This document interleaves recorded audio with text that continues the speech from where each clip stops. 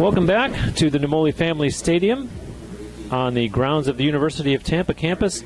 I'm Bruce Wozniak, and we are just about set to start Game 2 of our scheduled doubleheader between the Tampa Spartans and the visiting Eckerd Tritons. A beautiful Saturday afternoon as the temperature has hit 75 degrees. And for the Spartans, Mary Beth Feldman getting the start in the circle here for Game 2. So no Corinne Miner after her complete game workhorse outing last night. More than 100 pitches in that 2-1 Tampa victory. The Spartans, in case you missed it, not only won Game 1 of this doubleheader by a score of 2-0, but it was career victory number 700 for Spartans head coach Leslie Cantor. Congratulations to her on a magnificent milestone, a informal ceremony, so to speak, on the field after the game. Her players gathering around her in left field with balloons and a sign and a whole bunch of heartfelt wishes. So congratulations formally to Leslie Cantor on career victory number 700. And ironically, sevens are wild because that victory in Game 1 improved Tampa's record to 7-3 thus far in the 2022 season. So here they are in Game 2 of the doubleheader, trying to sweep the 3-game series in less than 24 hours, mind you, against Eckerd. And there is a fly ball, and coming in to make the catch in left field was Lauren Fantone. And that was Skylar Reddish, by the way. Excuse me. Skylar Reddish is on deck. So the first out of the game was Brenna Lokinski. And this is Lauren Margolis. And it's strike one to her.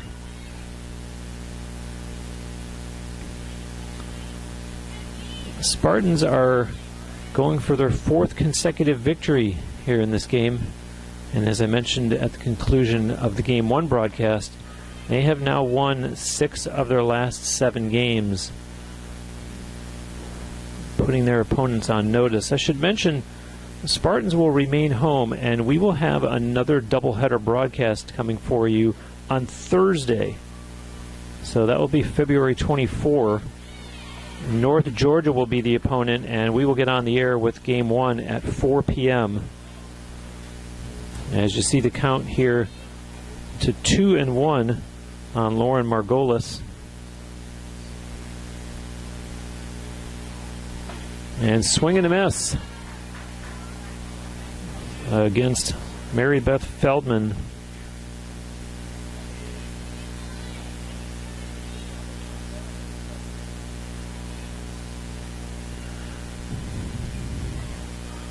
And the 2-2 on the way from Feldman. And that's low and away for ball 3. The last time we saw Mary Beth Feldman here, she took a line drive off the bottom of that face mask that she wears, was removed from the game, was okay, but did not pitch the rest of that game. That's when we got an opportunity to see Kate DeSimone come on in relief. As you see, that one popped up, and Feldman makes the catch herself for out number 2. And if you missed our first game, wow, what a gem, as Mariah Galehouse, a complete game, 1-hitter, and she also went for 3 for 3 at the plate. So really helped her own cause, offensively and defensively. And now this is Skylar Reddish, the number 3 hitter for Eckerd.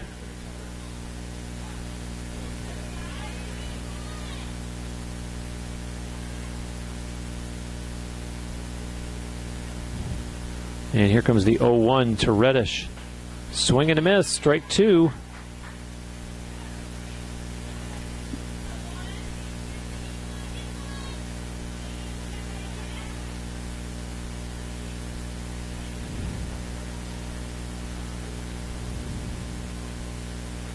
And look out. Reddish brushed back. 1-2.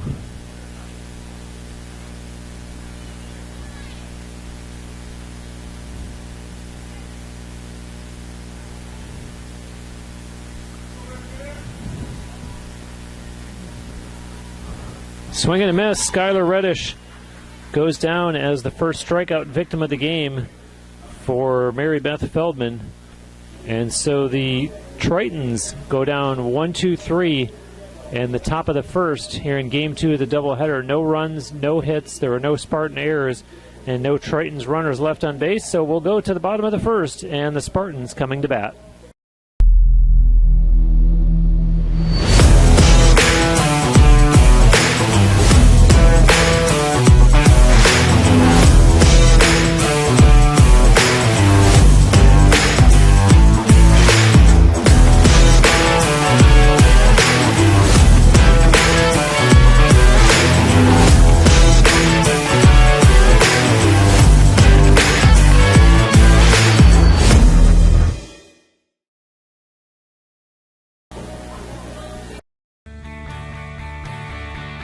This is the University of Tampa.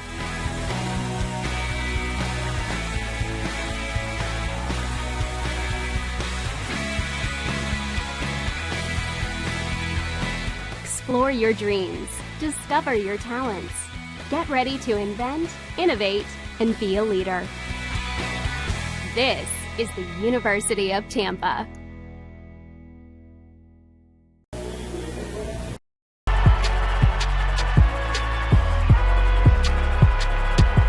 Number 32, Kyle Hornsby. Inside the 30, touchdown. Michaela burns it.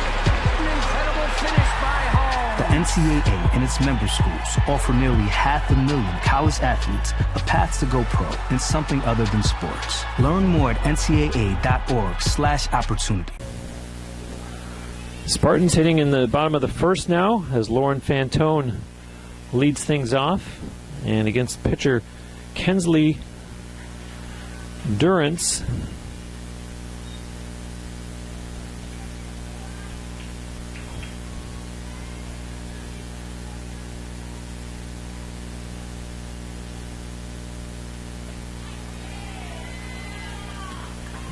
Count even now at 1-1.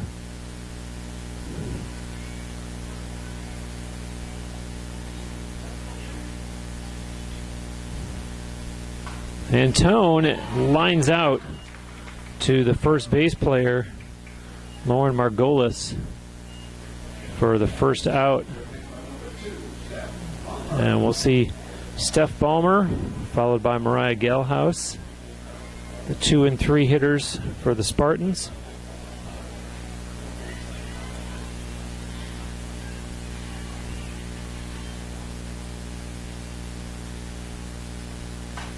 And there's a line drive that goes through the middle, and Ballmer is aboard with UT's first hit of the game.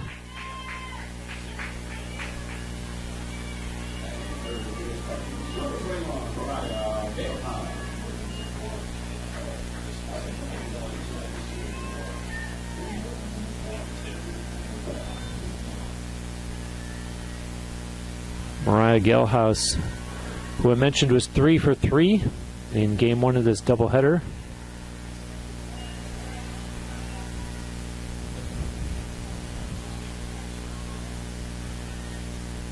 Kensley Durance, the pitcher,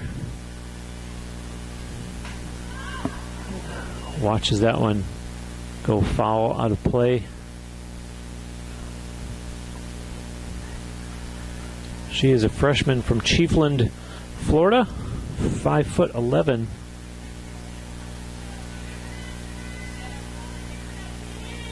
With her sunglasses on behind that face mask. And that's going to be strike 2 to Mariah Gelhaus.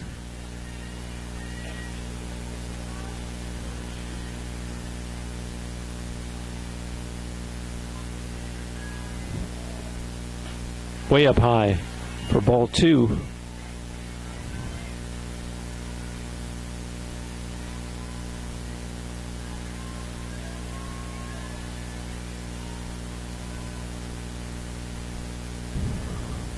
2-2, and that's grounded through the hole just between short and third. And Mariah Galhouse, wow, is her bat working today, as UT now has runners on first and second with just one out here in the bottom of the first. And that brings up the always dangerous Corinne Miner, the Spartans cleanup hitter. And already reason for excitement, optimism, hope for the home fans here inside the Namoli Family Stadium, seeing their team put two runners aboard in the bottom of the first with only one out.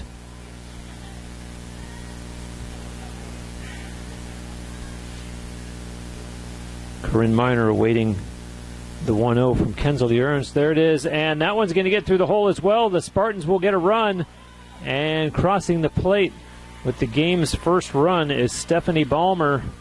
Mariah Galhouse moves to third on the single by Corinne Miner. Another RBI for Corinne, as she is just firing on all cylinders, offensively, defensively, just like we're seeing from Mariah Galhouse. And so a nice start to game two for UT.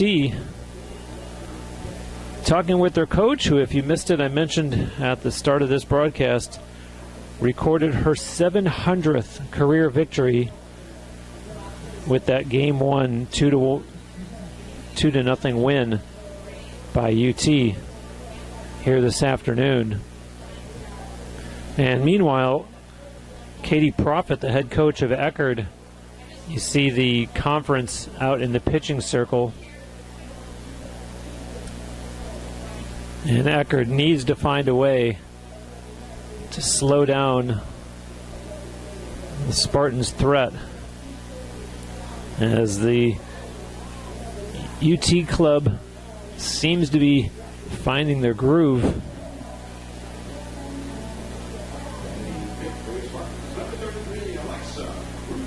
And Alexa Russo to the plate now to hit for UT.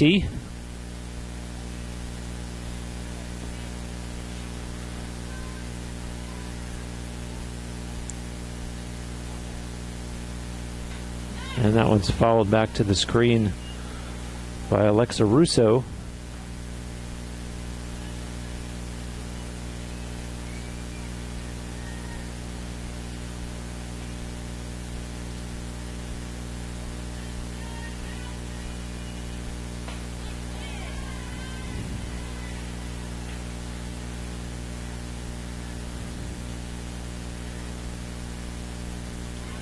Russo looking down at head coach Leslie Cantor for some last-minute instructions.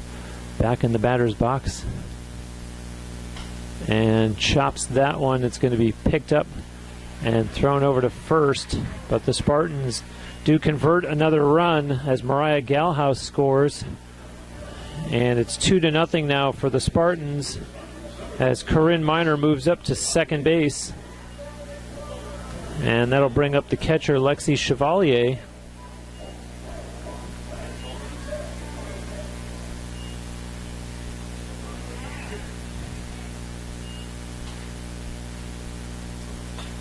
And Chevalier follows that one out of play over on the first base side.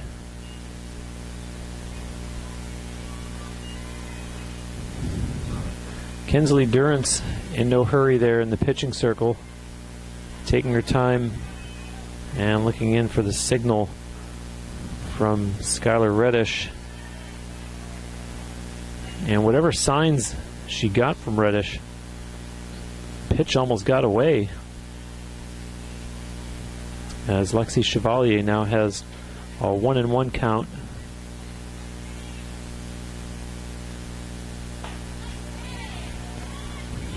And you see Reddish framing that one, but the umpire doesn't go for it. 2-1 is the count.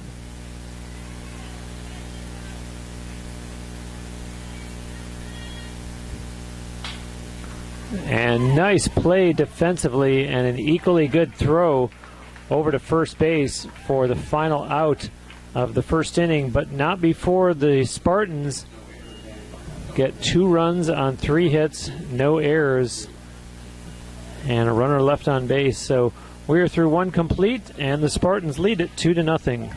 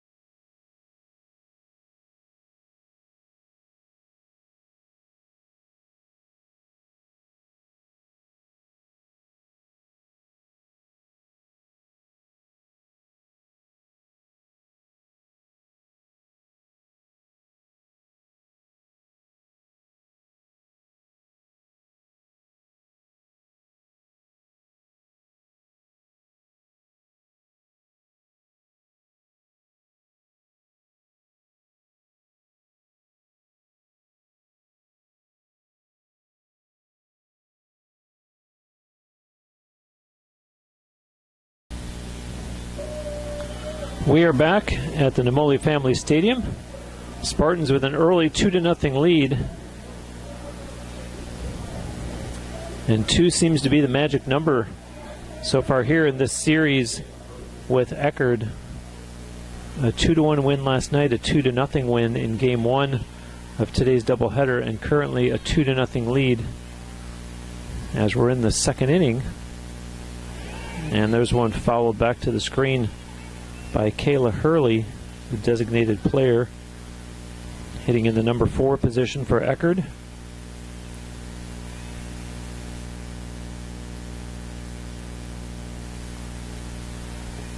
And here comes the 0-1. Swing and a miss, 0-2.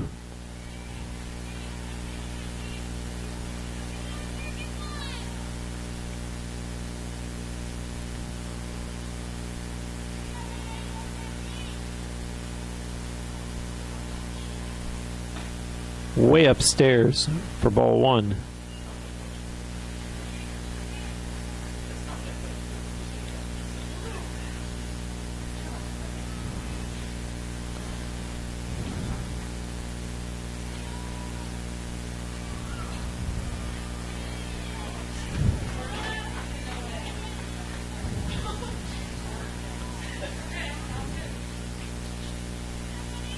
Kayla Hurley was 0 for 3 in Game 1 of this doubleheader, and it's a 2-2 count to her. The next pitch, and that's going to be ball 3. So a full count to Kayla Hurley.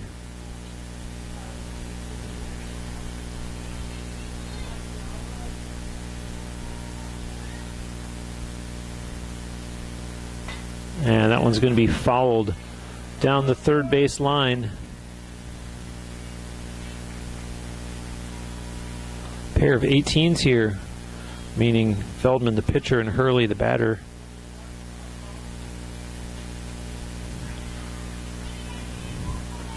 And here comes the 3-2 offering from Mary Beth Feldman, and manages to get the strikeout. Hurley with the bat on her shoulder, disappointed as she had also struck out in one of her 3 plate appearances in the first game. And so that'll bring up Brooklyn Cardona, the right fielder for the Tritons.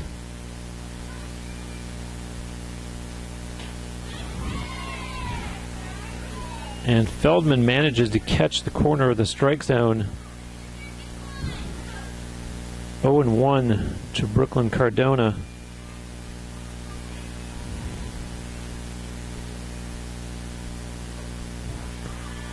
And good resistance by Cardona. She wanted to swing at that, and it pays off for her. Count goes even at 1-1.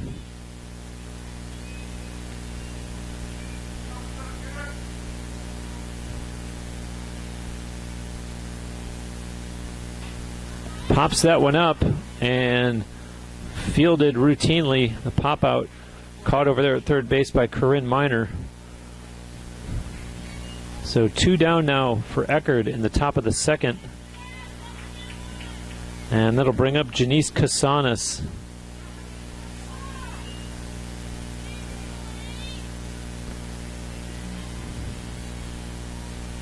Casanas was 1 for 2 in the first game of the doubleheader, and that is significant because she registered the only hit of the game for the Tritons,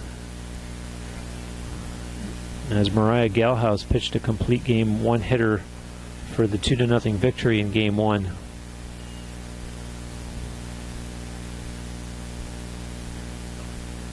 And Casanas watches that one go by for ball 1.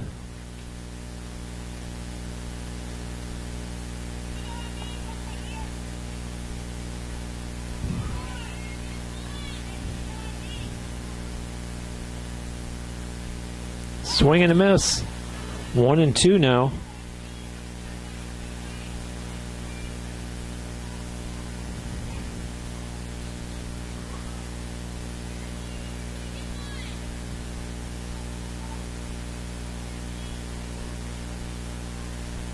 Mary Beth Feldman shaking off the signs from Lexi Chevalier. Now she's got something she likes. Here comes the 1-2, and that's outside. 2-2 here against Janice Casanas with 2 outs in the top of the second inning.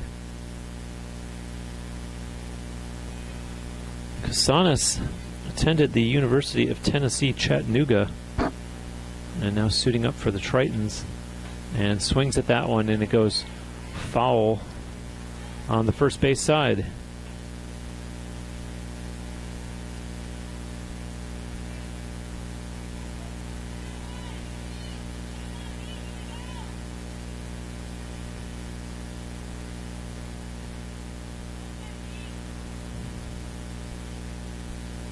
The 2-2, that one's going to go out of play as well, off the netting way up by the top of the light tower.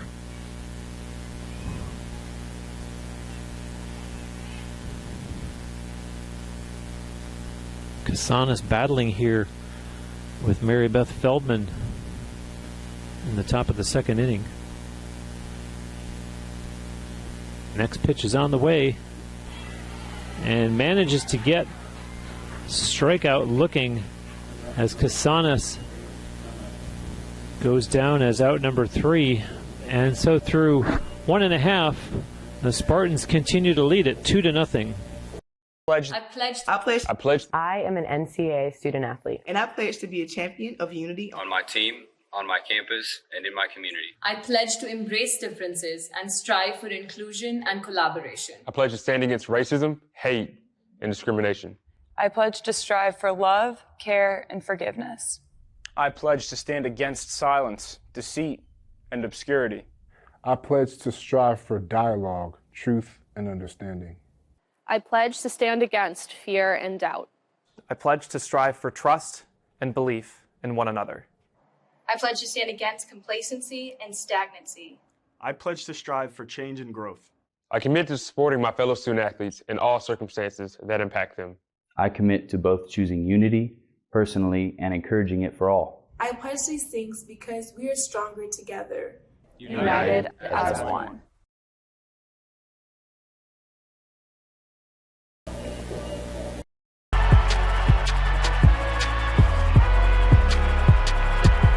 Number 32, Kyle Hornsby. Inside the 30. Touchdown. Michaela Burgess.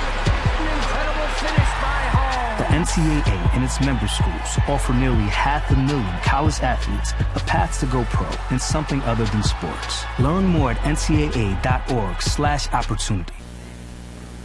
Emily Jansen to lead things off here in the bottom of the second for UT. Currently in the lead 2-0.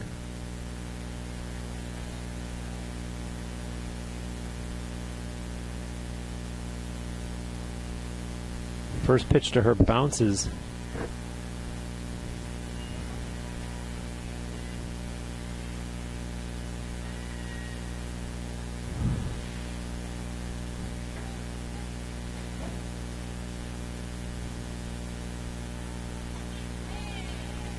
And that one in for strike one. Kensley Durrance came into this game with a 1.50 ERA, a 1-1, 1-loss record. 14 innings pitched this season. 8 strikeouts, 8 walks. And currently trailing 2-0 early in the second game of the doubleheader, as that one's chopped right back to her, and she tosses it over to first base, and down goes Emily Jansen.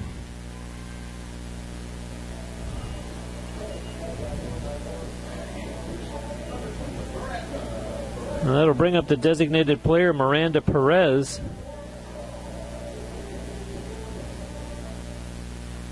Hitting from the number 8 spot in the Spartans lineup.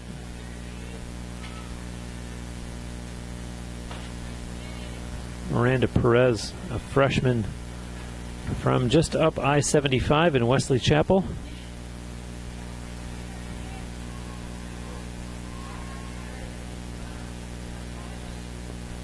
And here comes the 1-0 from Kensley Durrance. Foul tip. Back to the wall. 1-1 with 1 out.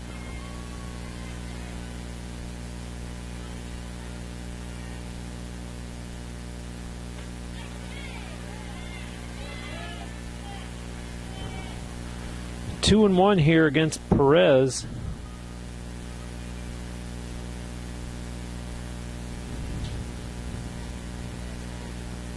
Kensley Durrance ready and not able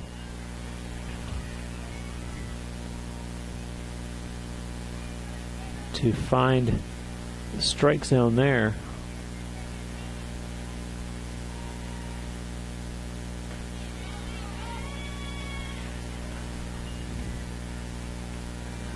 And that time she satisfies home plate umpire Steve Lewis's strike zone. 3-2 now. And Perez is going to get the base on balls.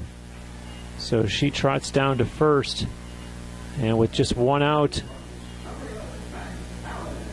the number 9 hitter Mackenzie Allen will come to the plate.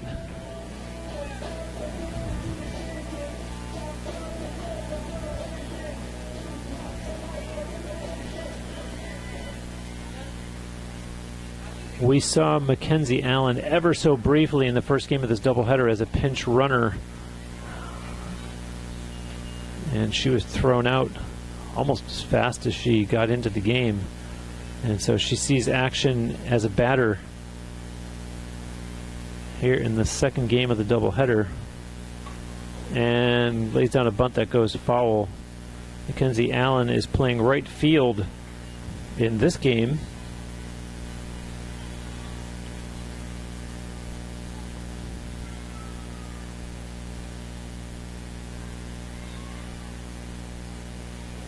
On the season, Mackenzie Allen 0 for 2, 4 games played. Well, technically you would say 5 games played, being that she appeared in the first game. Now here comes the 1-2 to her, and she follows that one off, staying alive.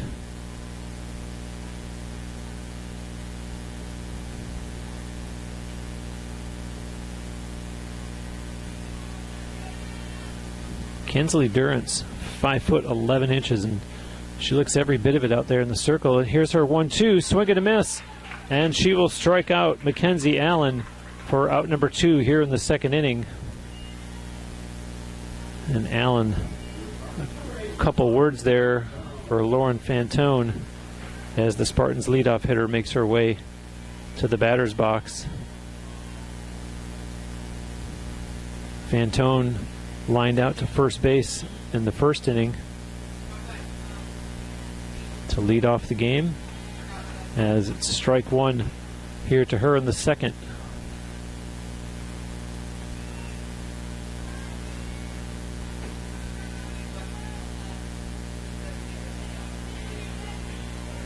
Here comes the 0-1, and ball one there to Lauren Fantone.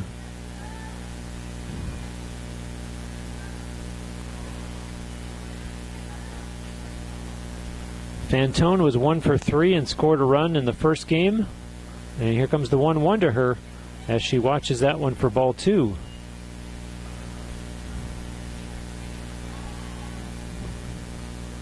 2-1 the count to Fantone. That's her teammate Miranda Perez over at first base. And the next pitch is swung on and fielded and thrown in plenty of time for out number 3. So the Spartans in the second inning, no runs, no hits, no Triton errors, and 1 runner left on base. So through 2 complete, the Spartans clinging to the 2-0 lead.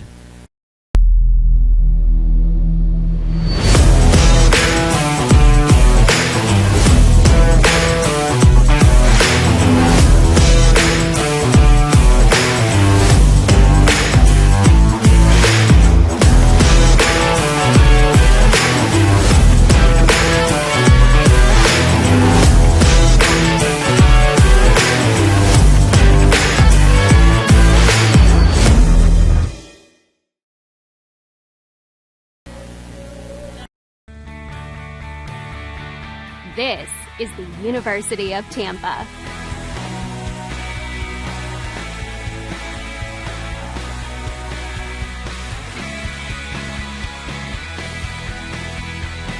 Explore your dreams. Discover your talents. Get ready to invent, innovate, and be a leader. This is the University of Tampa.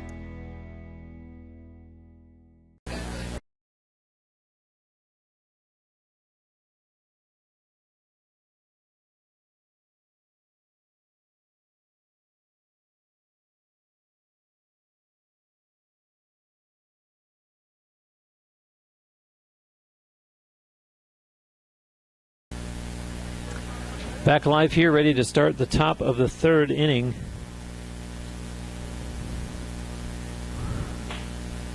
And you see the first pitch in for ball one to the batter, Megan Diaz.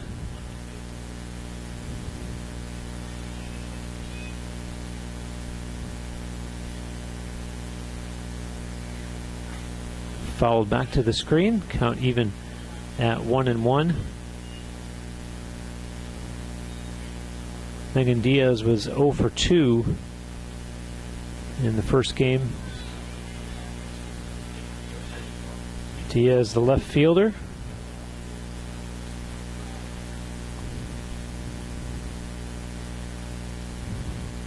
Swing and a miss. 1-2 now to Megan Diaz.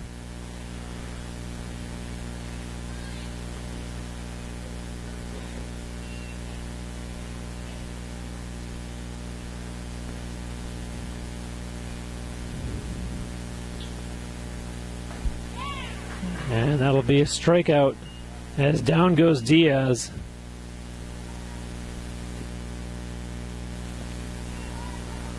So with 1 away, we will see Sarah Soterakis. We've not seen a lot of Mary Beth Feldman so far this season. Now granted, the season is young, but just 2 appearances so far, 1 game started. Oh! And that one hit Soterakis as she runs down to first base on the hit by pitch. Mary Beth Feldman, 5 2/3 innings coming into today's game. She allowed 4 hits, walked 2, struck out 5.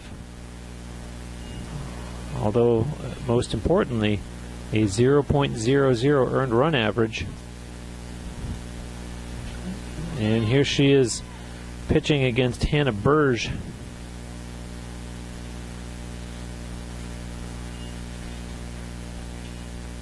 And Burge went 0 for 2 in the first game today.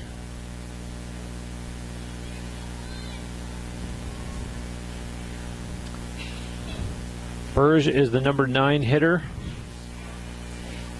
and she's got a 1-1 count. With 1 out, and her teammate Sarah Sodorakis over on first base.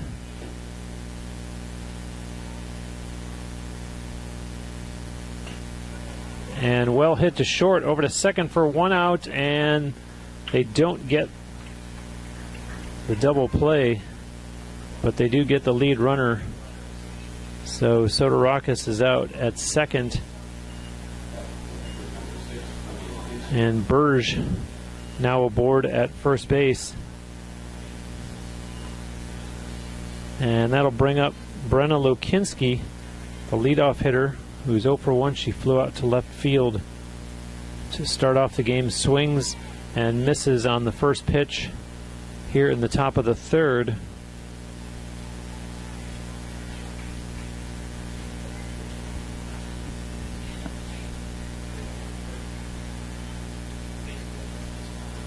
And that one's going to be outside. Count goes to 1-1. What a difference over at first base for the Spartans. Emily Jansen at 6'0", and the base runner Hannah Burge at 5'2", as they're standing next to each other. There's Burge running, and they're going to get her trying to steal second, and that will end the top of the third for the Tritons. So they get no runs and are still scoreless all day against UT. What with game one having ended 2-0, and for that matter, haven't scored against UT since the first inning of last night's game. So through 1.5, our score is the Spartans 2 and the Tritons 0. There's light at the end of the tunnel. A return to normal, and all we love about sports. You've instilled resilience, focus, and selflessness in us. We've put those lessons to work. We've found strength and unity in each other. You continue to take us places we never imagined. You bring out the best in us. So when we look forward, we see the light at the end of the tunnel. We see a better world for all of us and for college sports.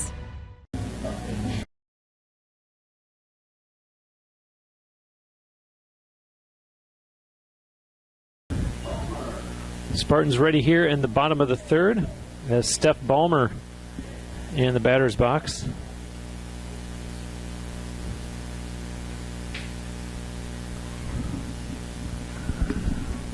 And she grounds that one foul down the third base line.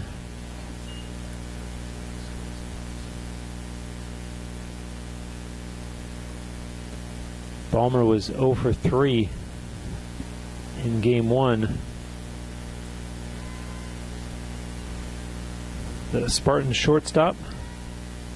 Here comes the 0-1 as she watches that one fall for strike 2. Nice job by Durrance with the drop. And trying to get her second strikeout here. But no, that one's outside for ball 1.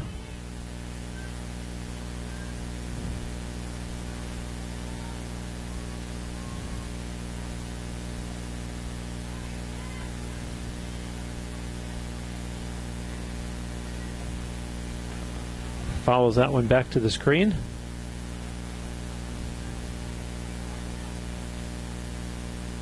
Ballmer's 1 for 1. She did single in the first inning.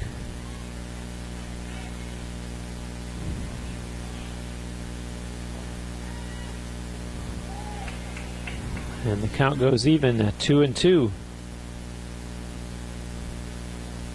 Stephanie Ballmer is a sophomore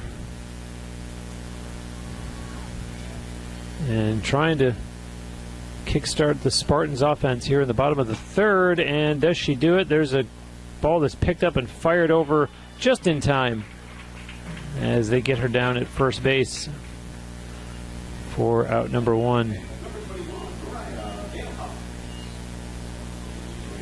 That'll bring up the hot hitting Mariah Galhouse. She singled in the first and was 3 for 3 in game 1. Let's see if she's still got more left in that bat.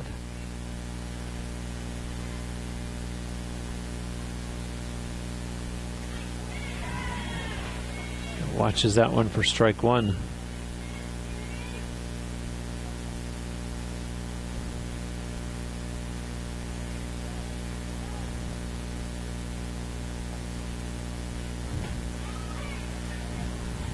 Ball one.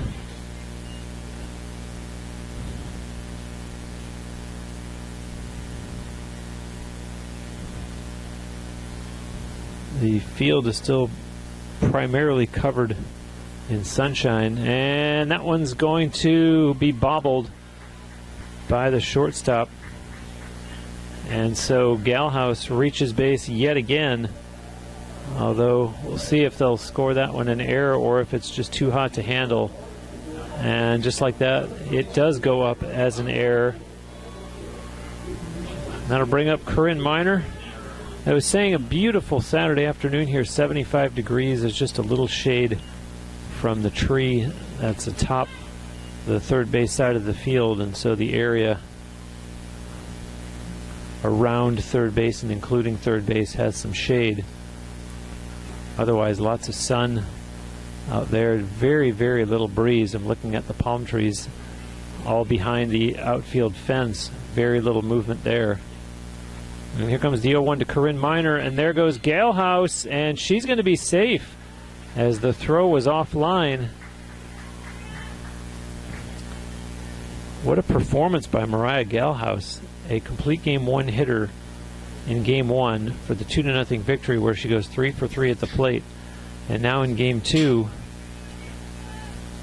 reaches on a base hit, reaches on an error, steals a base.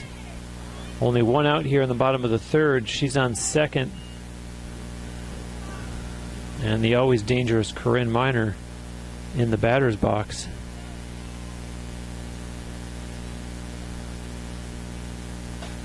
And hit to left field and caught for out number 2. Anxious moments there as Megan Diaz all of a sudden had to turn on the jets a little bit at the last minute to make that catch. So it'll bring up the number 5 hitter, Alexa Russo.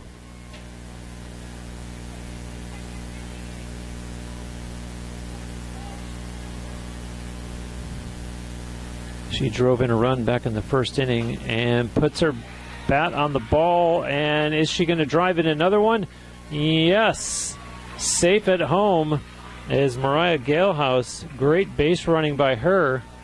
So an RBI single for Alexa Russo, and UT increases their lead to 3-0 with 2 outs here in the bottom of the third.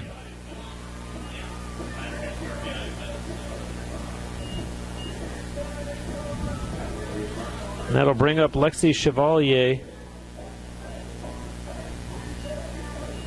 She grounded out to third in the first inning.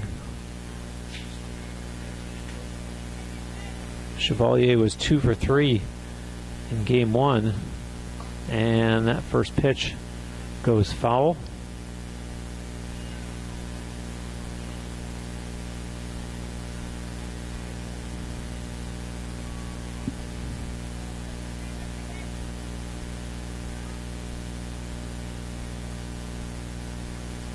Durrance sends in the 0-1, and it's outside for a ball. So Alexa Russo over at first base, as UT has put up 3 runs for the first time in these games in this series with Eckerd. As you see, a base hit to left field by Chevalier. And so now the Spartans will have runners at first and second. 2-1 was the score last night. 2-0 was the score in game one. And now it's 3-0 so far with 2 outs in the bottom of the third. Emily Jansen, the hitter, she grounded out to the pitcher in the second inning, and it's ball 1 to her.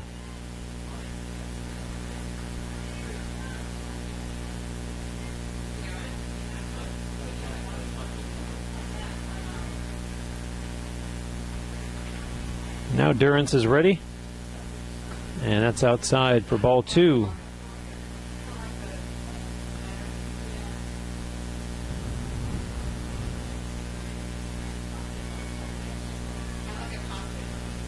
Kensley Durrance, here comes her 2-0. And that one looked to me like it found the strike zone, but may have found my strike zone, but it didn't find that of home plate umpire Steve Lewis. So as a result, the count is now 3-0. And one ball away from loading the bases for the Spartans. And there it is. 4 consecutive pitches as Emily Jansen successfully draws the walk. And the bases are loaded in the bottom of the third for the Spartans. And the number 8 hitter, Miranda Perez.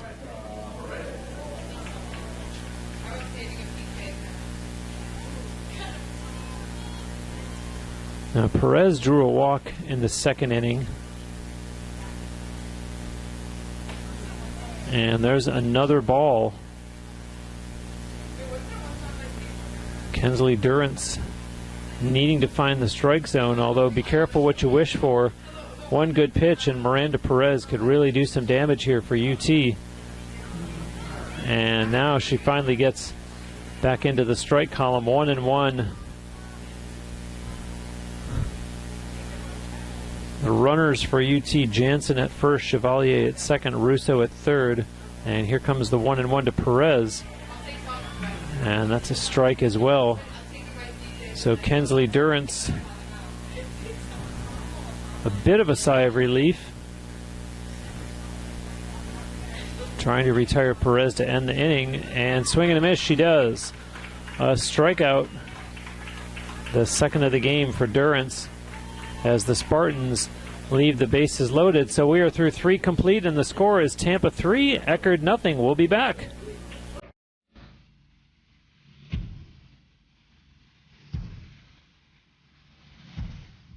Just another ordinary day at UT.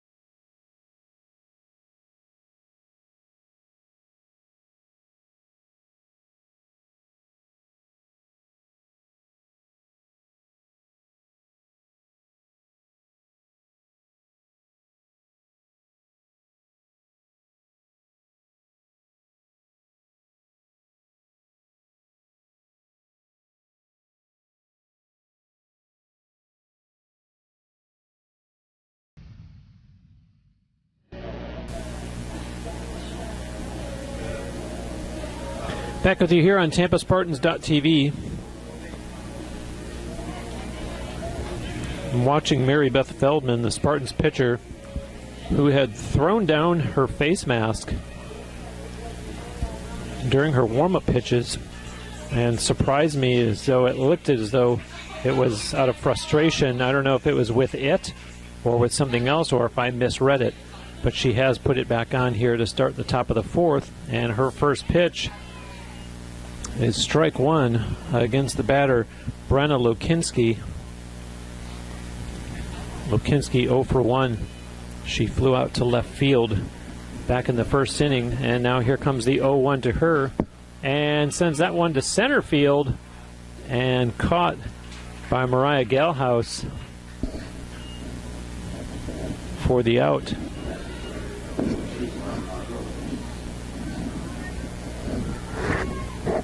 That'll bring up Lauren Margolis. Popped out to Feldman in the first inning.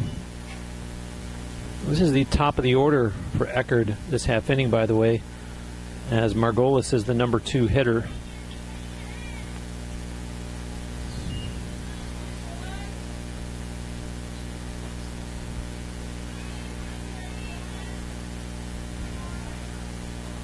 Next pitch coming from Mary Beth Feldman, and that's called a strike.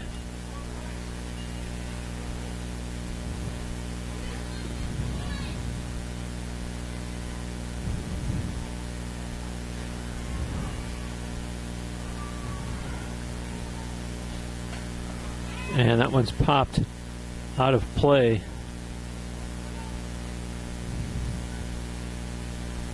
Count is 1-2 here. Lauren Margolis.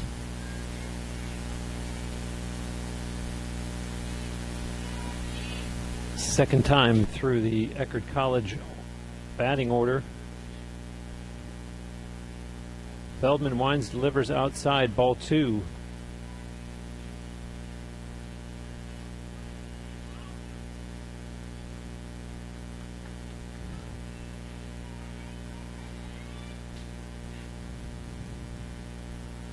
Here comes the next pitch to Margolis, and they get her for strike 3.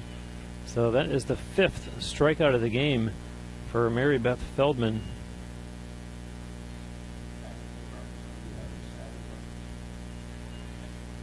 And I want to remind you about our next Spartans softball broadcast. It will be another doubleheader, but if you're local, it means another chance to come out and see these games in person. That's coming up on Thursday.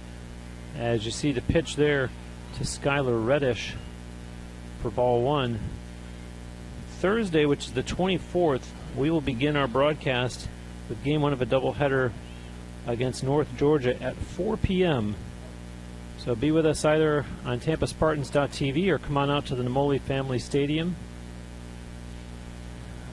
as the Spartans will remain home throughout the week until their next action. 1-1 is the count here against Reddish. Feldman's next pitch, and Reddish looks at that one for ball 2.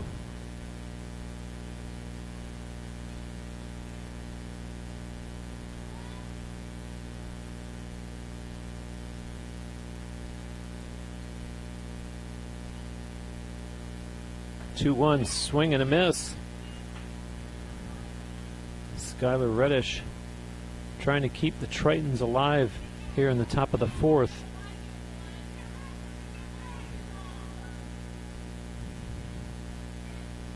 Here comes the 2-2. Swing and a miss. Another strikeout for Feldman. And that'll do it for the Tritons in the top of the 4th. No runs, no hits, no Spartan errors, and no Tritons runners left on base. We are through 3.5. UT in the lead, 3-0. It's not about any one thing. It's about how everything comes together, how it all connects. People, ideas, resources, community, everything. Quality of life services. That's what we do. Sodexo.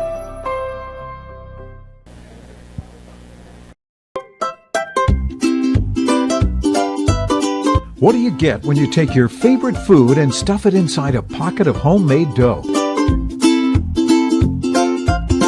Cooked perfectly until golden brown. It's a mouth-watering empanada from Mr. Empanada. No one makes a better empanada. Take Ted Webb's word for it. Almost as good as my mom used to make. Check out our website for a location near you, MrEmpanada.com.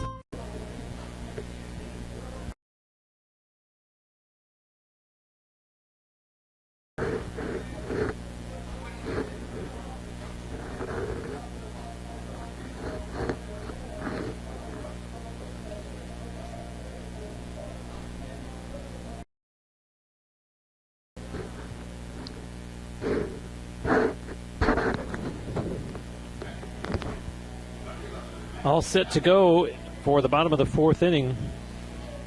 And the number 9 hitter for UT, Mackenzie Allen, coming to the plate. 0 for 1 in this game, having struck out back in the 2nd inning. She's a switch hitter.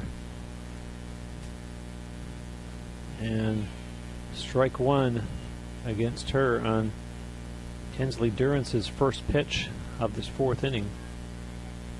Pitch count on Durance at 61 thus far. And here comes her 0-1 offering. Allen, foul ball. 0-2 now. The leadoff hitter Lauren Fantone waiting nearby in the on-deck circle.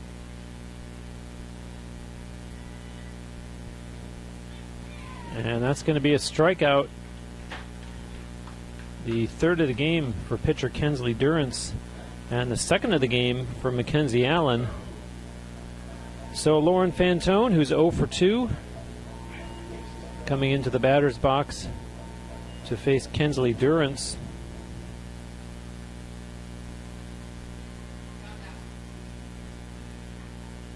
Fantone went 1 for 3 in game 1, so you could argue that this is her time, what with being 0 for 2 thus far.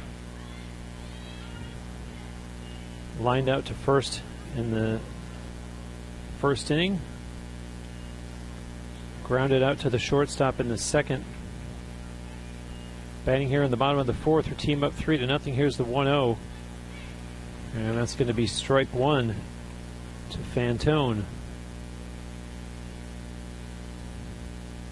A freshman from up in DeLand, Florida, which is northeast. Strike two to Fantone. I have actually been to DeLand, Florida for a original music festival. And that was one batted down to short and not going to be there in time offensively. So the Tritons are able to retire the Spartans' first two batters of this fourth inning. So that'll bring up Steph Ballmer, the UT shortstop, who is 1 for 2 in this game.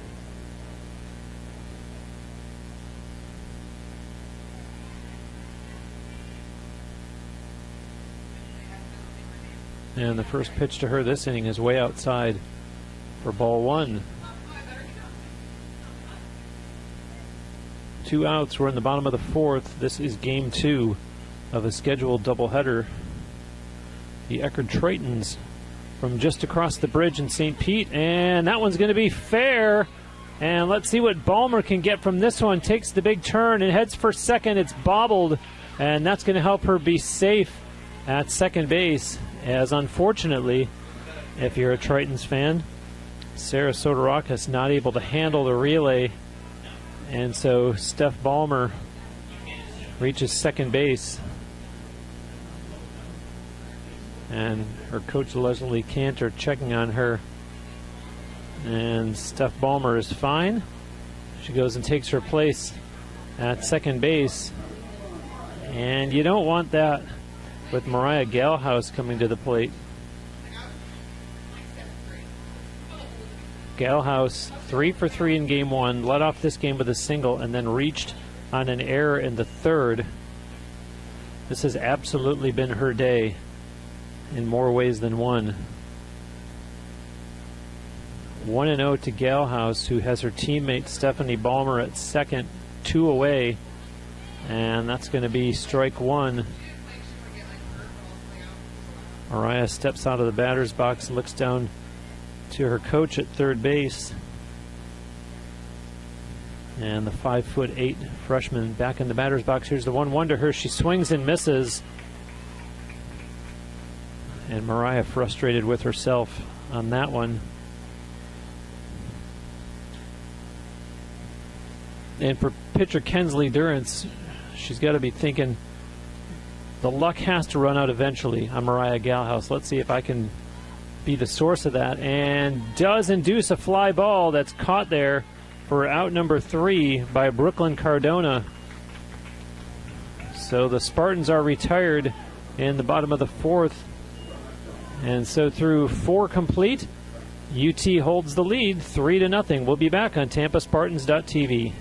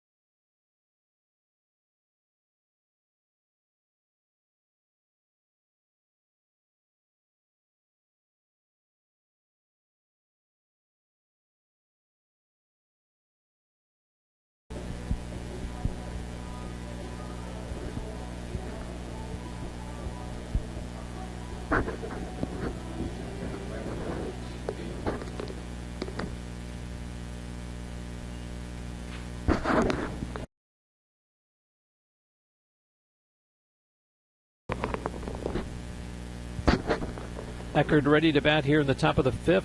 And the first pitch from Mary Beth Feldman is popped foul on the first base side. Batter is Kayla Hurley, as number 18 is pitching to number 18. Kayla Hurley struck out looking back in the second inning. And she pops that one out of play.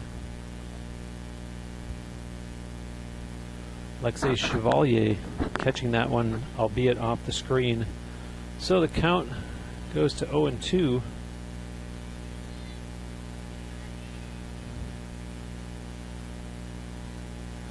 Kayla Hurley, the number 4 hitter in the Tritons lineup, and that one's outside for a ball.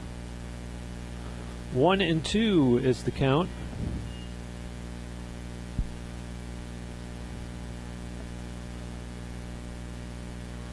And here comes Feldman's 1-2 offering, and that one's fouled back as Hurley stays alive. Here in the top of the 5th, her team trails 3-0.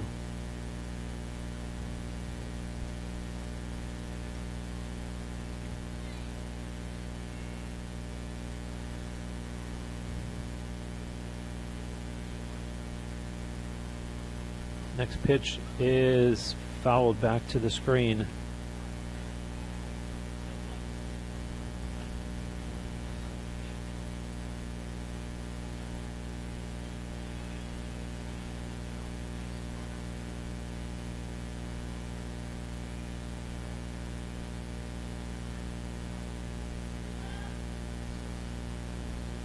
And the 1-2 and chopped down to third, fielded by Miner, over to first in plenty of time.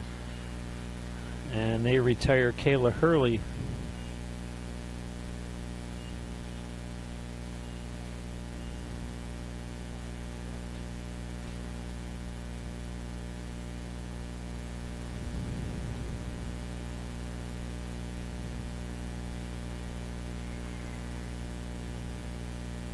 If you're watching this broadcast from a Eckerd College perspective, thank you very much.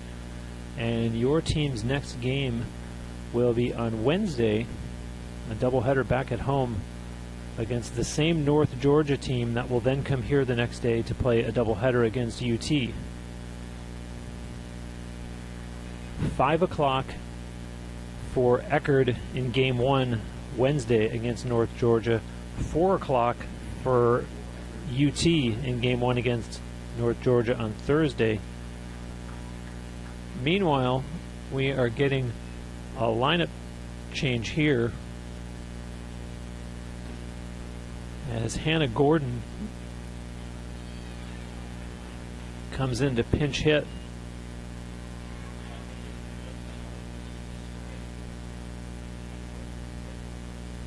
Hannah Gordon is a freshman utility player,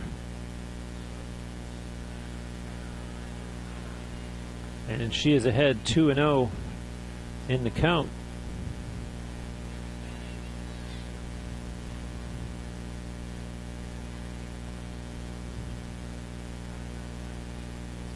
And here comes the 2-0, swing and a miss.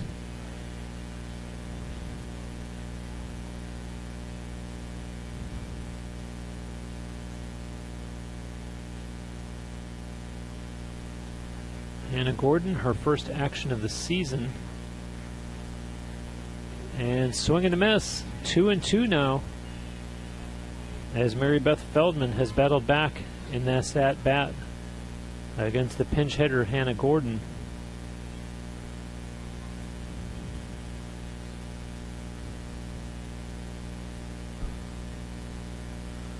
Pitch on the way, fouled. Gordon staying alive here with 1 out in the top of the 5th. Her team on the wrong end of a 3-0 score.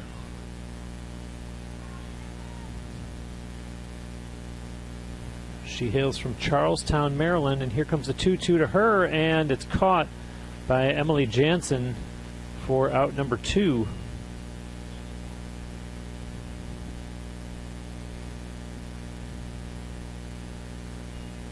And so that'll bring up Janice Casanas the number 6 hitter. She struck out looking back in the second inning.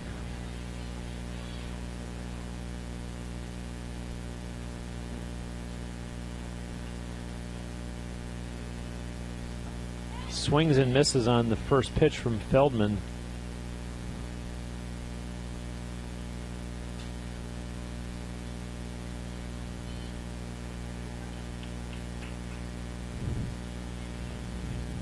Bears repeating that Casanas had the only hit in the first game of this doubleheader. And she finds herself behind 0-2 here against Mary Beth Feldman in the top of the 5th inning of Game 2. And her team desperately needing some offense.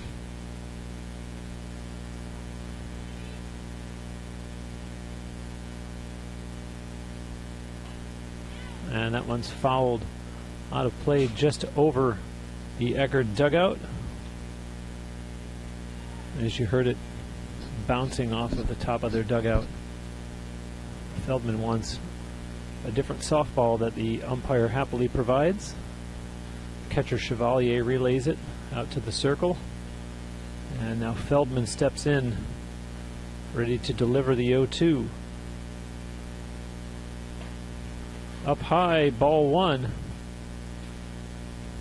Janice Casanas keeping things alive for at least one more pitch for her Eckerd Tritons.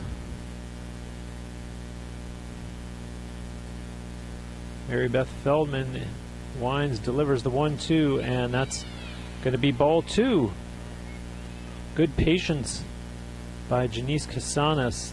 These are the times when you think you can affect the game with one swing of the bat, even though there's nobody on base and your team is down 3, and sometimes that comes back to haunt you, but she made sure to look at it as she does with that one, and the count goes full. So good at bat here for Janice Casanas.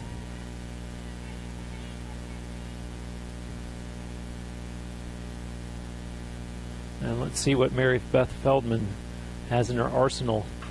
And induces a fly ball that is not going to be caught out in left field by Lauren Fantone.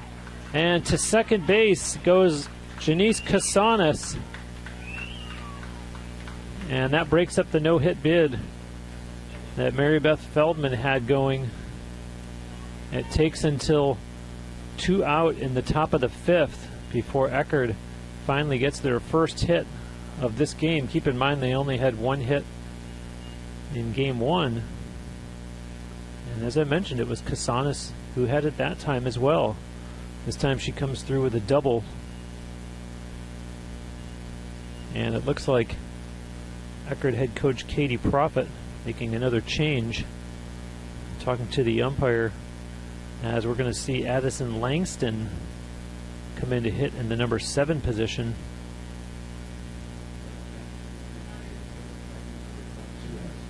And Langston has only played in 1 game so far this season. She's only had 1 at bat, struck out in that plate appearance.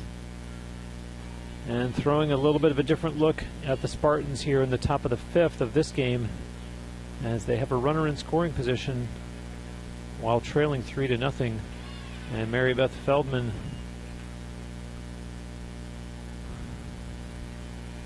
looking to close things out here.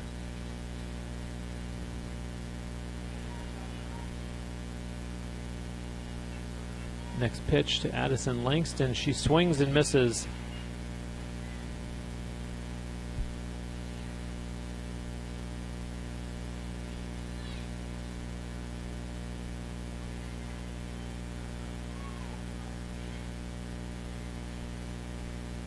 Feldman ready, her pitch on the way, and the home plate umpire rings up strike 2. Count is 1-2, and Addison Langston trying to keep things going here for the Tritons and not waste that runner in scoring position. Let's see what happens. She swings and sends that one out of play down the left field line.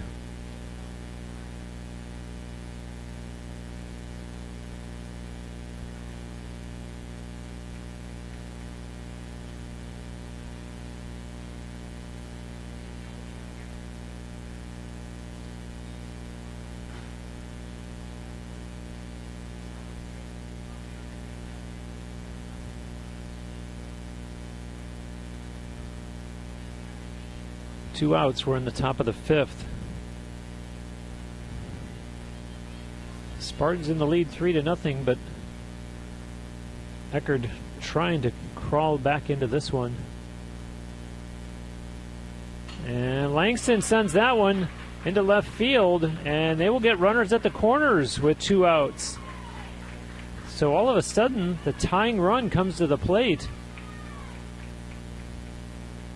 Mary Beth Feldman had a no-hitter that got broken up and all of a sudden has allowed back-to-back hits. And yet another change coming as head coach Katie Profit giving the lineup change to the home plate umpire.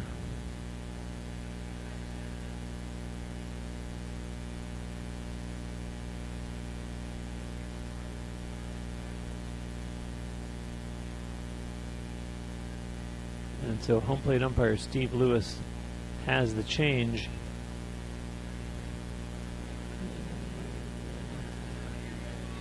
Megan Diaz has been inserted as a pinch runner at first base. And in the meantime, Sarah Soterakis stepping into the batter's box. She was hit by a pitch in the 3rd.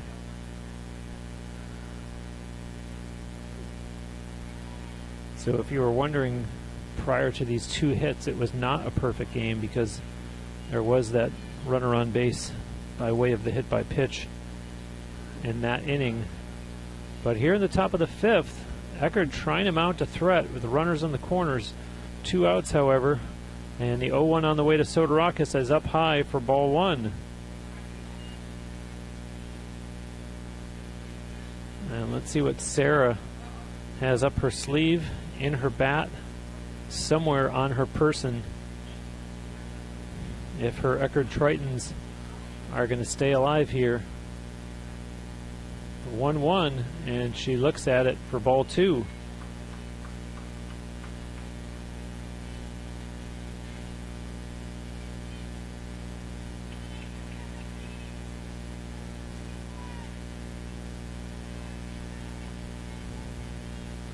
Feldman content with the signs from Chevalier. Here comes the 2-1, and manages to get strike 2 against Sarah Soterakis. It's been a great afternoon of softball. If you like shootouts, that's not what we've had, but it's been just as exciting. Great pitching, great defense. And a bit of a nail biter right now at 3-0, although there is strikeout number 7 for pitcher Mary Beth Feldman to spoil the threat by the Tritons in the top of the 5th. And so UT comes away with no damage. And through 4.5, they hold the lead 3-0.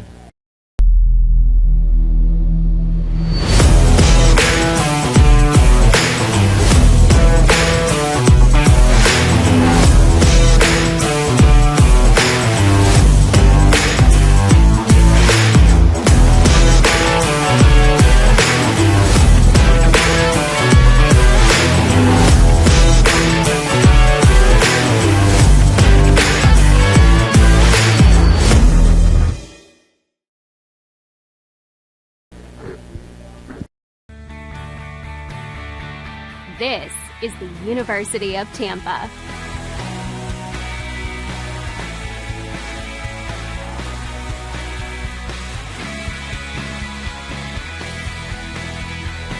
Explore your dreams. Discover your talents. Get ready to invent, innovate, and be a leader. This is the University of Tampa.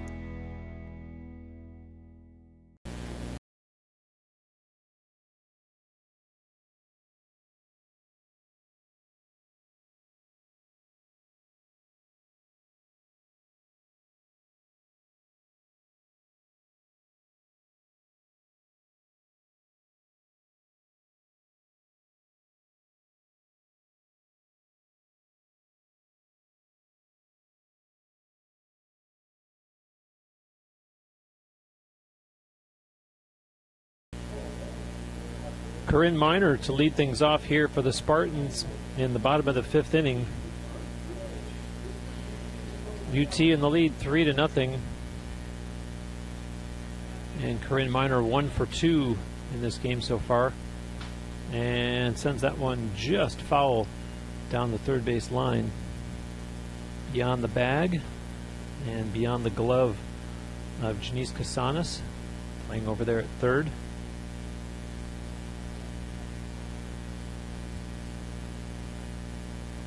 Kensley Durrance, in case you're wondering, her pitch count north of 70 at this point in the game, as Corinne Miner takes ball 1 there.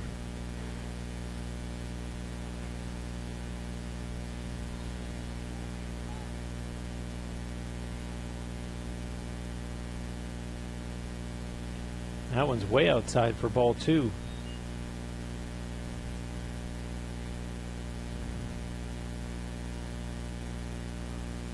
Corinne Miner, I would be very, very surprised if we don't see her pitch on Thursday. She'll have quite a long time here to give her arm a rest. She pitched the complete game last night and has been an infielder in both games of today's doubleheader. So I'm quite certain we will see her pitch in UT's next action, which is that doubleheader here on Thursday. Swings at that one and it goes foul down the first base side.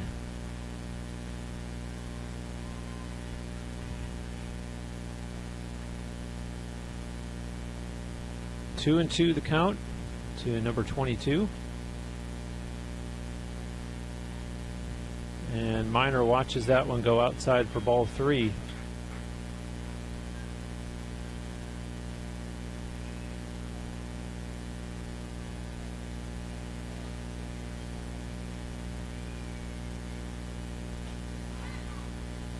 Foul ball.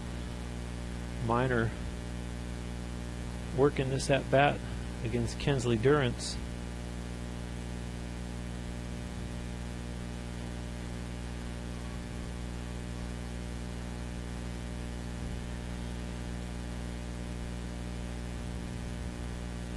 Full count pitch on the way.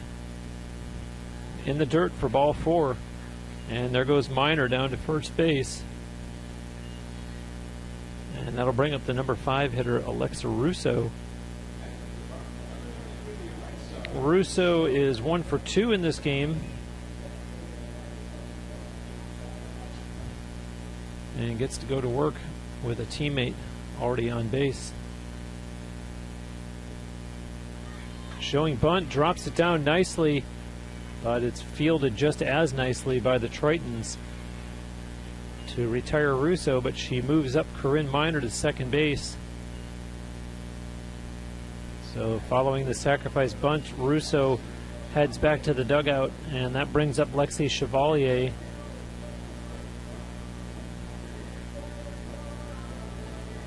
Chevalier also is 1 for 2, third consecutive batter to come up with a 1 for 2 stat line thus far in this game. And see strike 1 here in the bottom of the 5th.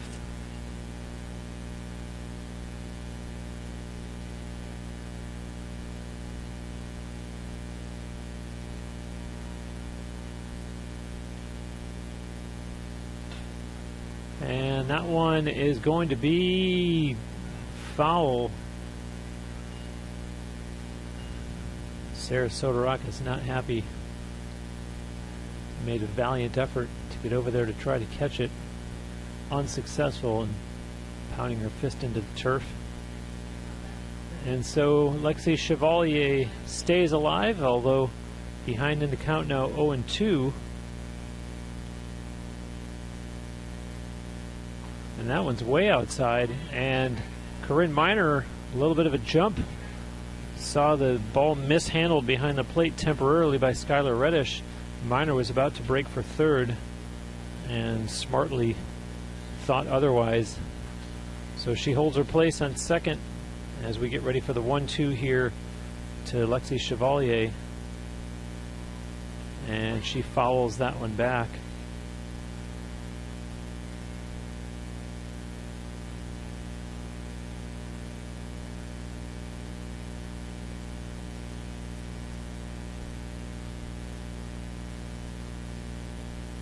One out in the bottom of the fifth. A 3-0 Spartans lead. Here comes the 1-2 to Chevalier, and sends that one to right field, and that one's out of play. And again, we see Sarah Sotorakis making the break all the way from second base to try to make the catch. Unsuccessful, but going all out for her team here. And so Lexi Chevalier really working this at bat. Here comes the 1-2, and chops that one down the third base line, picked up nicely and sent over to first in time to get Chevalier as out number 2. And so Corinne Miner holds at second, and we're going to get a lineup change here as Alyssa Carfora is going to come into bat for the home team.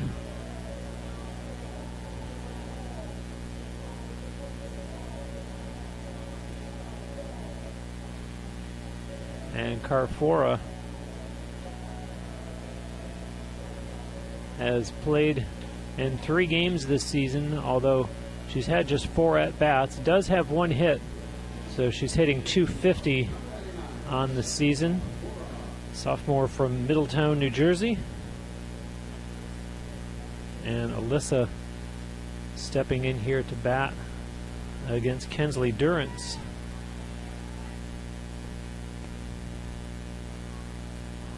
Alyssa's ready to go. Kensley's ready to go.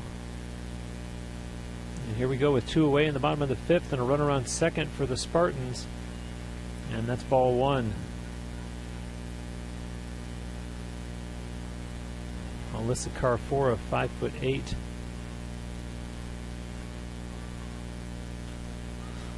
Fouls that one off. A right-handed hitter. Spartans with just 1 left-handed bat in the lineup in this game, although an asterisk for Mackenzie Allen since she's a switch hitter. And Carfora sends that one foul as well.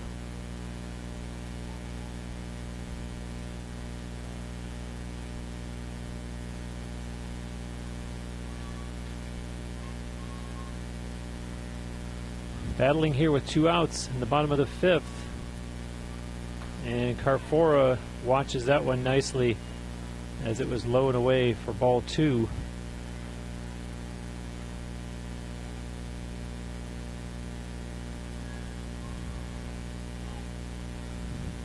comes the 2-2 to the pinch hitter Carfora, and gets the strikeout, does Durrance, and that will retire the side for the Spartans in the bottom of the 5th inning. They do leave a runner on base, but they continue to lead 3-0. We'll be right back on TampaSpartans.tv. Champions know how to seize opportunities. When they see moments of greatness unfold right before their eyes, they push as hard as they possibly can, and then they push harder. Because the heart of a champion never settles, never quits, and never stops giving its all. We are champions. We are Division II. We go big, we give it everything we've got, and we win. On the field, on our campuses, in our communities, for our causes, in our careers. We rise to become champions in everything we do. We are Division II, and there are no limits here. We make our time count. We set our own path. We become champions on our terms. It's time to up your game, because we're here to play and learn. But most importantly, we're here to discover ourselves, our vision, our heart, our drive, to achieve every goal we aim for, because we want to be champions at the highest level, life. At Division II, the opportunities are here. Are you ready?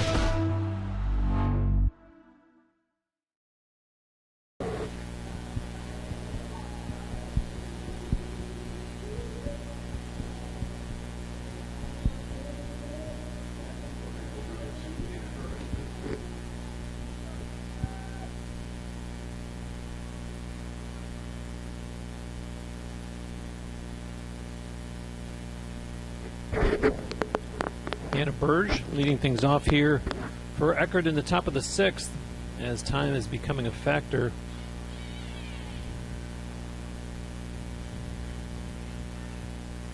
Can the Tritons find their way back into this game in this or the next and potentially final half inning? As you see, that one chopped to minor at 3rd and thrown over in plenty of time to retire Burge for out number 1 in this top of the 6th. So we'll see the leadoff hitter Brenna Lukinski, who is 0 for 2 in this game. A pair of flyouts to left in the 1st and to center in the 4th.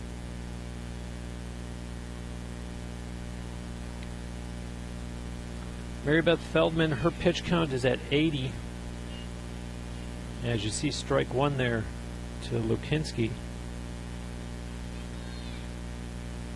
6 hits for the Spartans, 2 hits for the Tritons.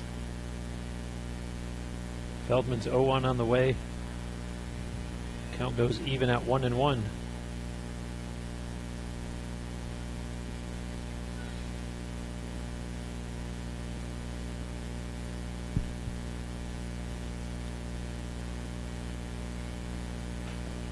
And that one's fouled back out of play. Count now 1-2.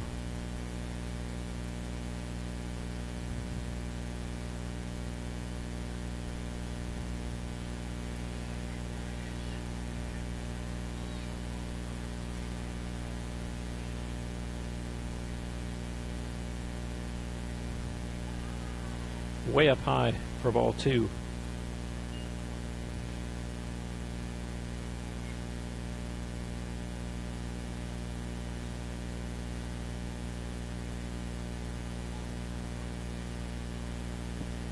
Here comes the 2-2, and the count goes full.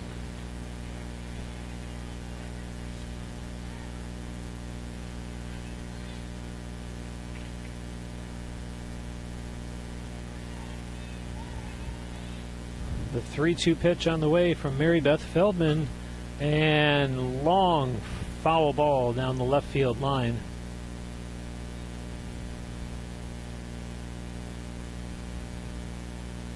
Brenna Lukinski staying alive here in the top of the 6th, 1 out for her Eckerd Tritons.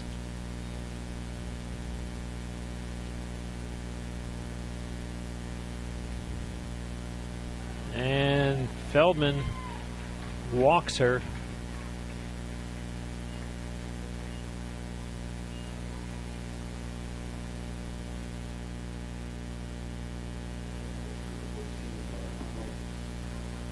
That'll bring up Lauren Margolis, the number 2 hitter. She's 0 for 2 in this game.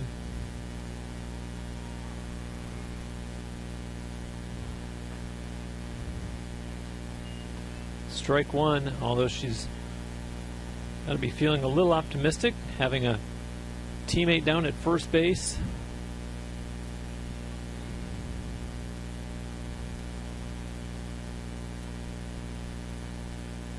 Trying to move her over, if not get her across. So the count is even at 1-1.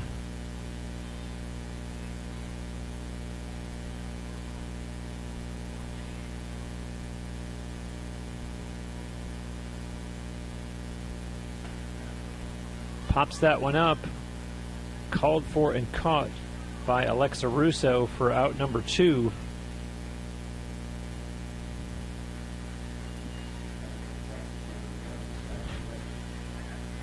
That'll bring up the catcher, Skylar Reddish.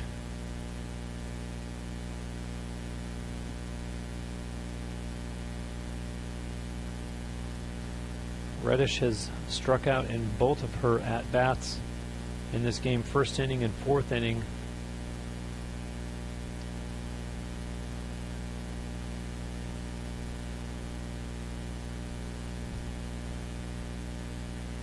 Two down in the top of the 6th.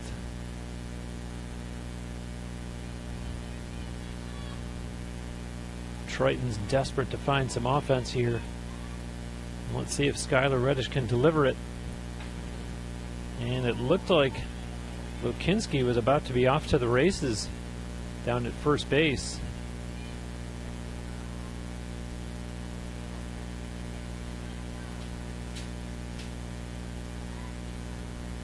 The 0-1 to Skylar Reddish. There goes the runner, no.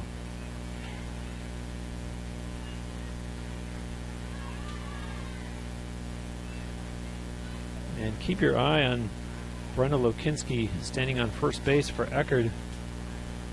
As the count 0-2 here to Skylar Reddish.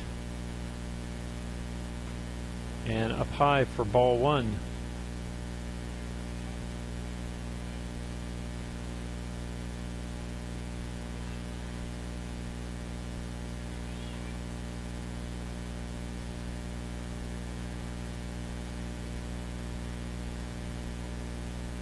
Feldman delivers,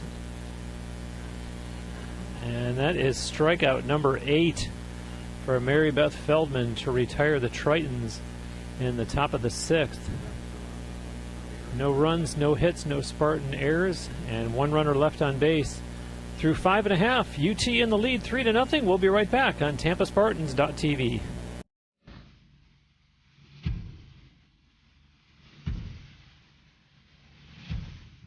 Just another ordinary day at UT.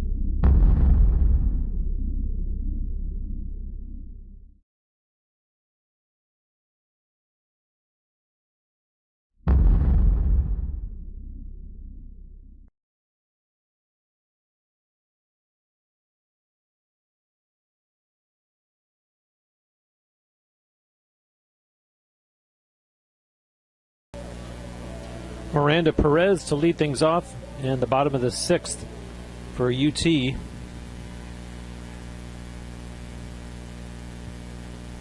They lead it 3-0. Perez struck out looking in the 3rd after having walked in the 2nd. And ball 1 to her there to start things off here. Hitting onto the number 8 slot in the UT batting order. And sends that one to center field and caught routinely out there by Hannah Burge for out number 1. Perez nonetheless gave that ball a good ride. And that'll bring up Mackenzie Allen.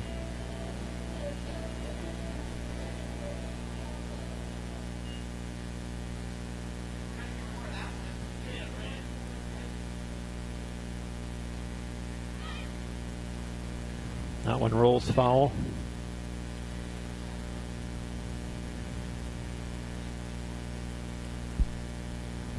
Mackenzie Allen returning to the batter's box. Let's see if she shows bunt again, as Kensley Durrance gets ready to deliver the 0-1. And up high that time. And ones all across the scoreboard. Number 11 at bat. A 1-1 count with 1 out.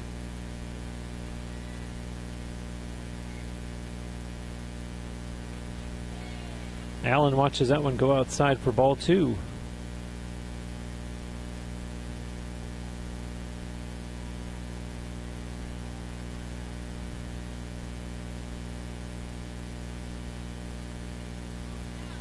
Foul tip.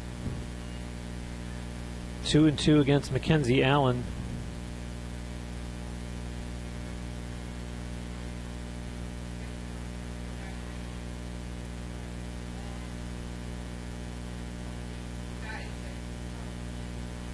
And here comes the 2-2 from Durrance, and chopped right back to her, and gets it over to first just in time for out number 2.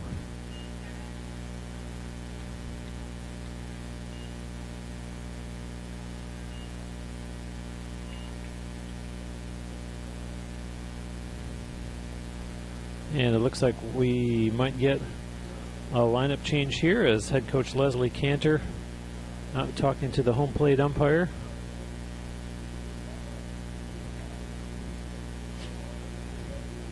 And it looks like we're going to see freshman Devin Hammonds come in to hit for the home team.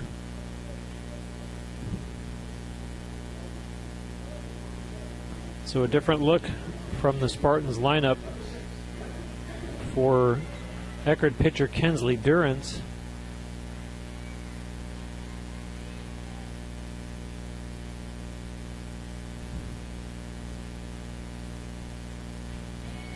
And it's strike one on the first pitch to Hammonds.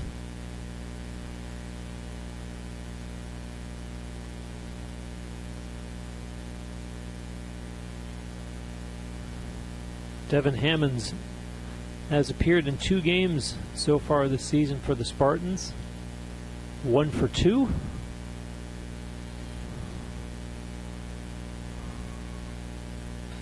And fouls that one just off the top of her team's dugout.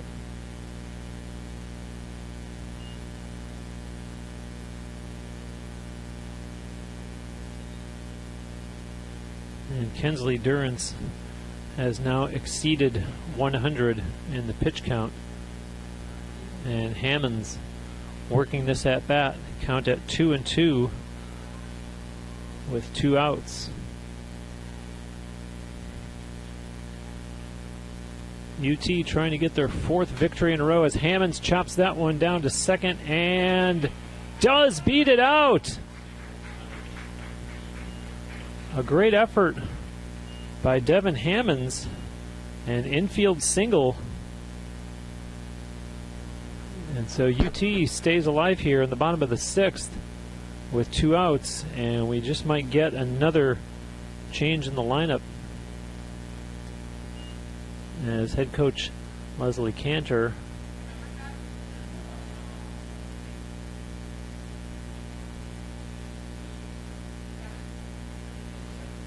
she is relaying her change to home plate umpire Steve Lewis.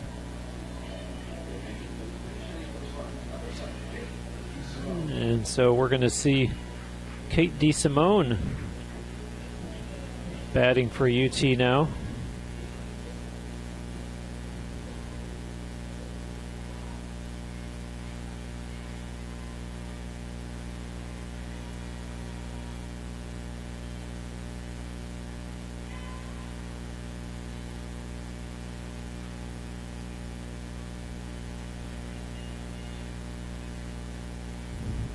DeSimone hitting out of the number 2 slot in the Spartans order. And then takes that one for ball 2.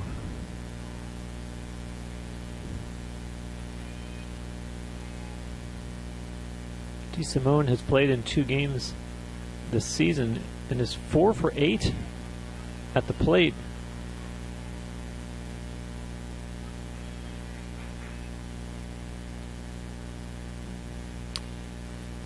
Well, correction, I apologize. Player above her on the stat line. She has played in 2 games, but is actually 0 for 5.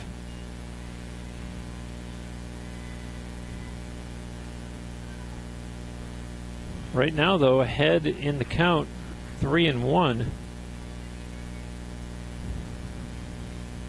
And her teammate Devin Hammonds on first base. Swing and a miss for DeSimone. The count goes full.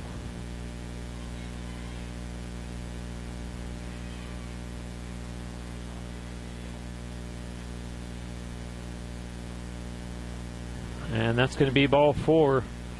So Kate DeSimone draws her first walk of the season. UT now with runners on first and second with 2 outs here in the bottom of the 6th. And that brings up Mariah Galehouse, which is not good news if you're the Eckerd Tritons. And that's going to be strike 1. Galehouse singled in the first, reached on an error in the third, and then finally was retired. A fly out to right field in the 4th. The 0-1 to her here is way high and outside for ball 1.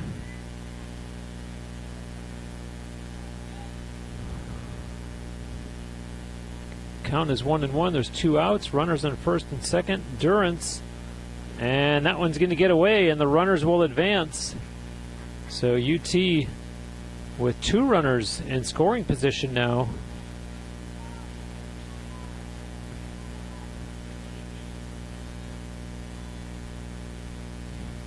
And count is 2-1. And Mariah Galehouse, big opportunity here for her. And that's going to be strike 2. The count 2-2, and UT on the verge of really breaking this open. Granted, there are 2 outs. Let's see if Galehouse can come through. Durrance is 2-2 on the way, and that's low for ball 3.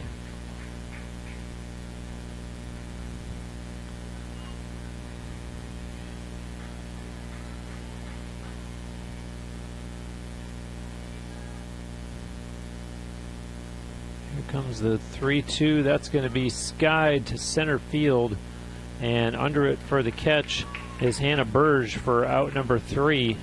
So the Spartans mount an attack, but have nothing to show for it. So we'll go to the top of the 7th and potentially final half inning with the Spartans in the lead, 3-0. It's not about any one thing. It's about how everything comes together, how it all connects. People, ideas, resources, community, everything. Quality of life services. That's what we do. Sodexo.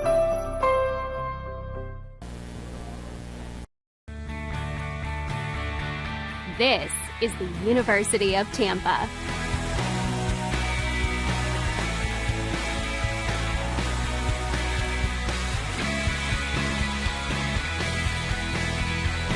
Explore your dreams. Discover your talents. Get ready to invent, innovate, and be a leader. This is the University of Tampa. I had a dream I could buy my way to heaven.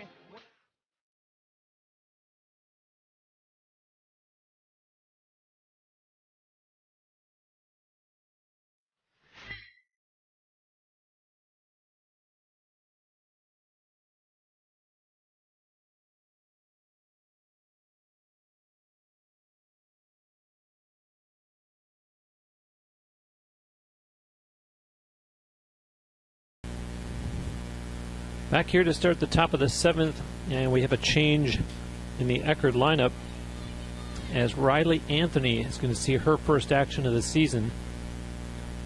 Pinch hitting here for the Tritons, who need something as they trail 3-0.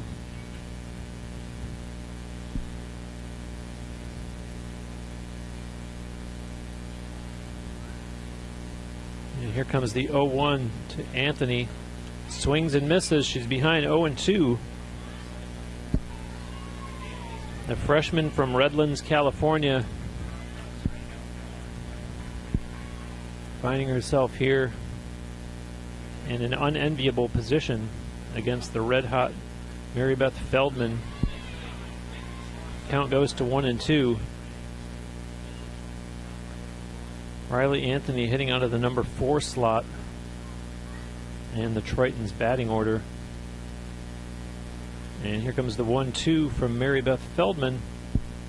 And she hit her. So Riley Anthony will take first base on the hit by pitch.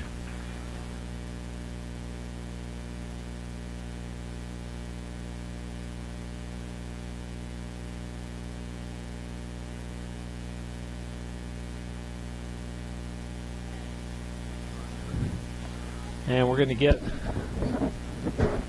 a pinch runner.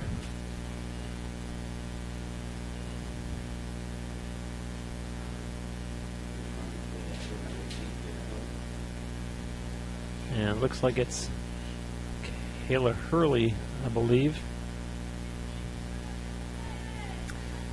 And meanwhile, Brooklyn Cardona, the batter, and she sends that one foul off the top of the Spartans dugout.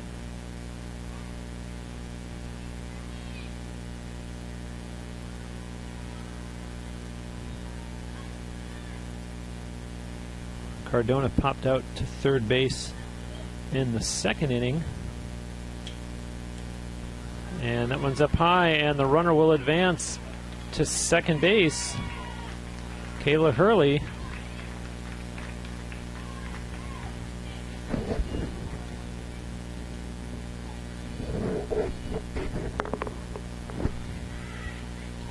So maybe some hope here still for Eckerd in the top of the seventh.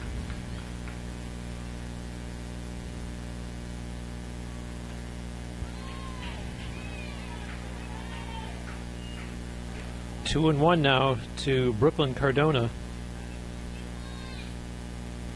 Detroit's right fielder. And as Mary Beth Feldman trying to close out a complete game here for UT.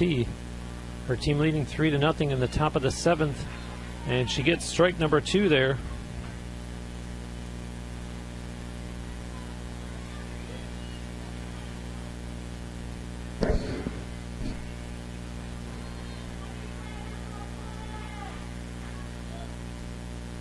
Here comes the 2-2 from Feldman. Outside for ball 3. The plot thickens.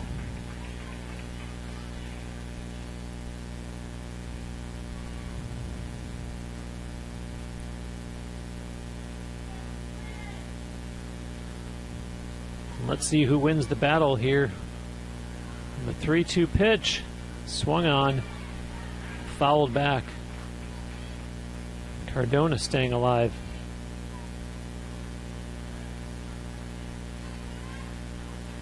Trying to bring some hope to the Tritons offense, which has been, for all intents and purposes, muted all day.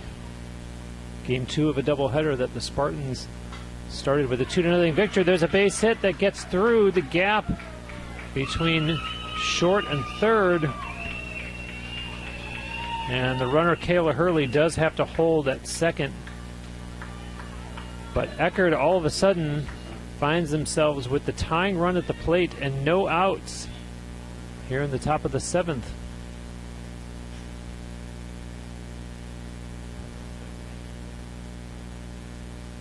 So the third hit of the game for Eckerd. And hold on, because it looks like Coach Leslie Cantor is going out to make a pitching change, and indeed they're going to bring in Mariah Galhouse, who had been playing center field.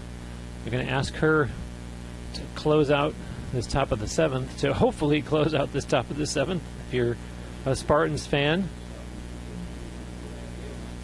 And if you wonder why wouldn't they do a change to Corinne Minor instead of to Galhouse, knowing that Galhouse has already pitched today and Minor hasn't pitched since last night, you just look at the stat line for game 1 and you say, not only did Galhouse already pitch today, but she pitched absolutely phenomenal today.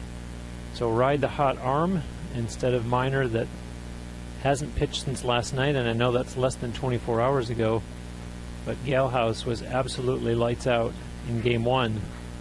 And so obviously Leslie Cantor confident that she could bring in Galhouse, who has owned the day from the pitching circle in game 1. She was a hero offensively in game 1. She's done wonderfully here in game 2 at the plate.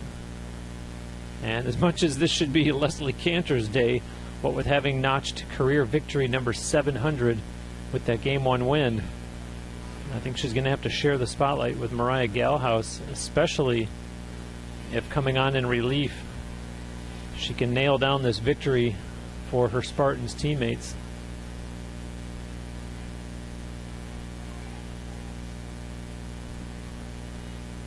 The batter here is Janice Casanas. Casanas struck out looking in the second, doubled in the fifth. That was the first hit of the game for Eckerd, that fifth inning double. And that one's outside for a ball. Runners on first and second, and no outs here in the top of the seventh inning. Mariah Galhouse, a 2-1 pitch on the way, and Casanas swing and a miss, and the count now 2-2.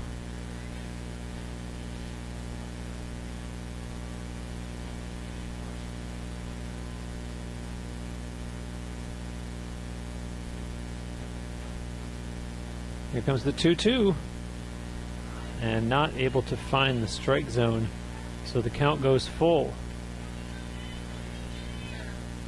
And the drama just gets thicker and thicker here.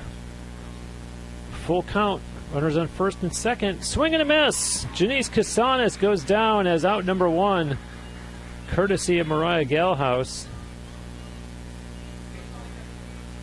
And Mary Beth Feldman, by the way, finished with a pitch count over 100. So that also comes into play as well.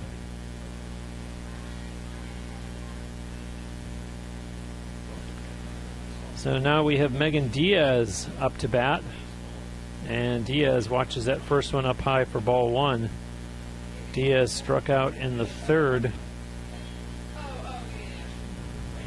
And hoping to do anything other than some kind of an out to keep her team alive here in the top of the seventh inning. And things starting off in her favor, ahead in the count 2-0 against relief pitcher Mariah Galhouse. The base runners are Brooklyn Cardona at first and Kayla Hurley at second, and that one's fouled back to the screen. And so Megan Diaz now 2-1.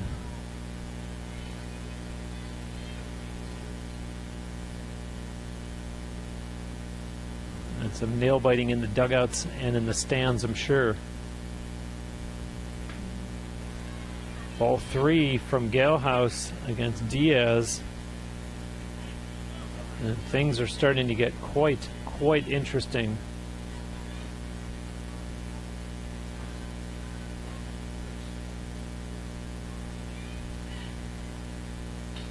And popped up, and is that one playable? It's not. It bounced off the screen as Emily Jansen gave chase from her position at first base for the Spartans. So the Tritons exhale a little bit since it's not caught, but at the same time the count is now full, and the pitch on the way, swing and a miss. No, they're going to save. Yeah, it is. You're done. And Megan Diaz wasn't quite sure. And so the Spartans are the team that exhale, as there's now two outs. And the potential last hope for Eckerd is Sarah Sotorakis. And strike one to her. She was hit by a pitch in the third inning, and she struck out in the fifth. She is the potential tying run. Here's the 0-1 to her. And strike two as Galhouse honing in now.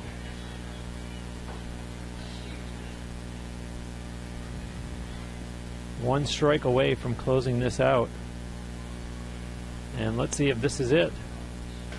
And it's fouled down the first base side, out of play.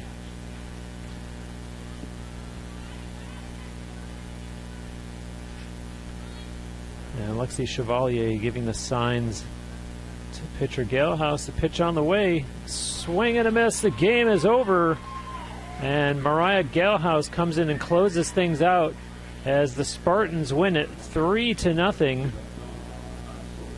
And for Eckerd, they strand 2 runners for a very frustrating end to the game as the Spartans sweep the doubleheader. They sweep the series, having won last night, and UT goes to 8-3 overall on the season. And meanwhile, a tough weekend for Eckerd here in UT, here in Tampa. They have now lost 5 games in a row. They fall to 2-5 after having won their first 2 games of the season. And a reminder that the Spartans will be back in action for our next broadcast on Thursday. That is February 24th. It is another doubleheader. North Georgia will be the opponent, and the first game will start at 4 p.m. And North Georgia is the opponent for Eckerd when they play next back at home in St. Pete. That taking place on Wednesday. The Spartans sweep the doubleheader here today. They sweep the 3-game set in less than 24 hours. My thanks to Daniel Polka. I'm Bruce Wozniak, thanking you for watching.